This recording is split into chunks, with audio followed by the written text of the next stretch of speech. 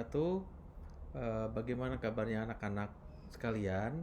Semoga masih dalam keadaan sehat dan selalu dijauhkan Allah dari pandemi COVID-19 ya yang sedang melanda negeri kita ini atau dunia hari ini.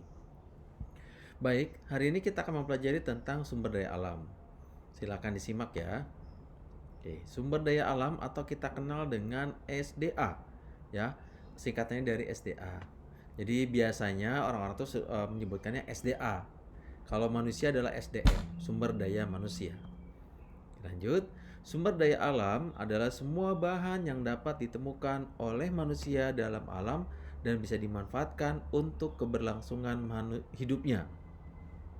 Jadi semua yang sudah Allah sediakan ya, yang berasal dari Allah langsung ya, itu dibilang sumber daya alam.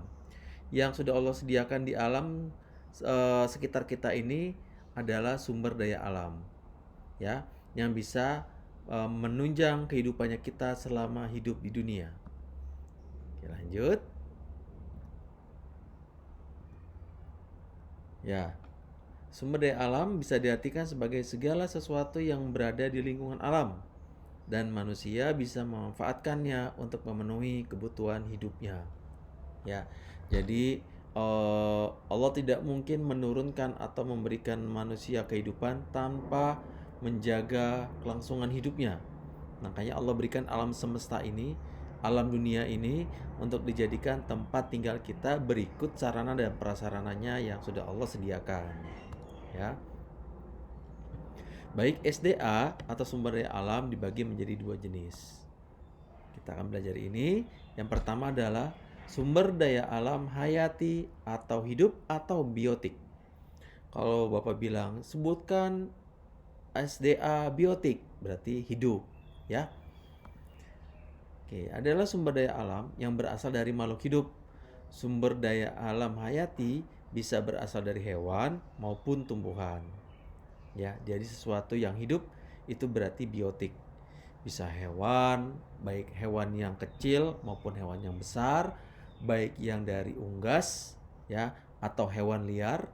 Nah, itu termasuk ke dalam sumber daya alam biotik. Bisa hewan yang dilindungi atau bisa hewan yang punah yang sekarang sudah kita tidak temui. Contohnya dinosaurus ya, tapi itu juga termasuk sumber daya alam. Oke, dilanjut ya. Contoh sumber daya alam biotik atau hayati ada ayam, sapi, sayur ya, sayur segala jenis sayur, padi atau beras ya, jagung, kapas. Walaupun kapas tidak bisa kita makan, tapi kita bisa manfaatkan. Mungkin dengan menggunakan kapas itu buat bantal ya, atau buat boneka isinya kapas gitu ya. Kayu ya yang bisa kita di rumah, kusen ya, itu dari sumber daya alam hayati. Atau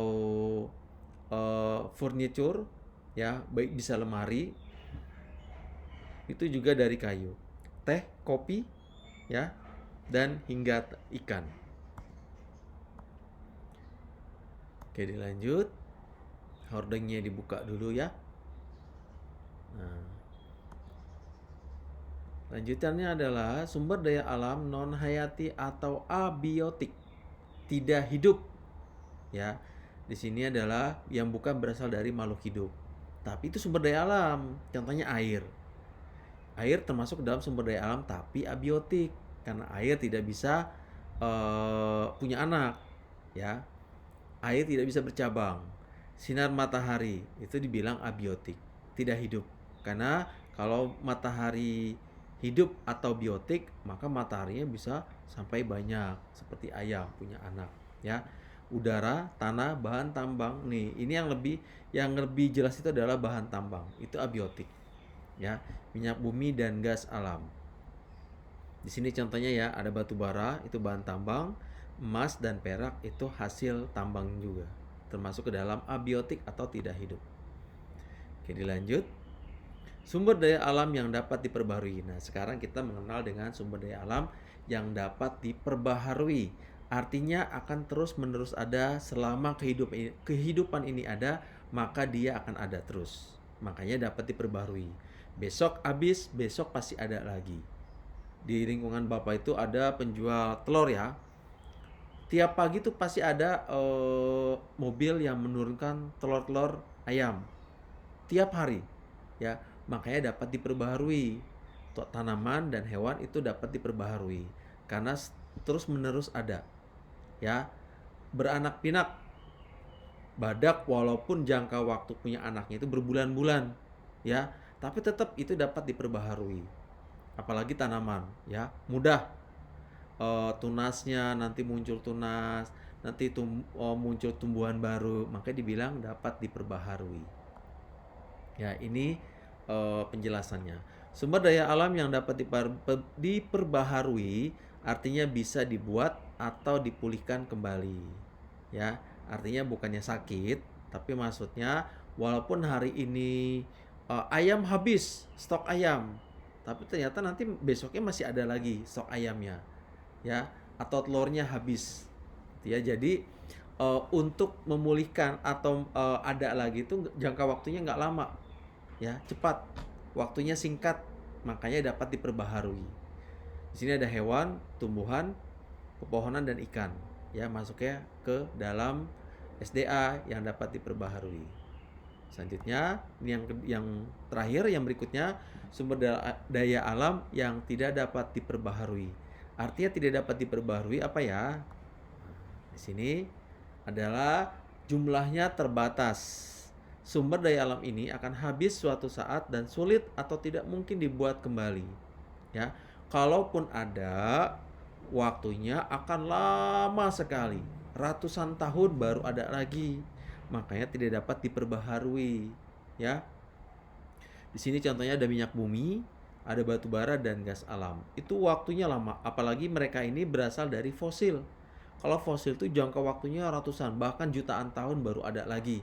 Makanya tidak dapat diperbaharui. Kalau tanaman sama hewan itu cepat ya.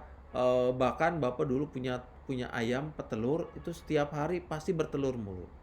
Makanya dibilang dapat diperbaharui.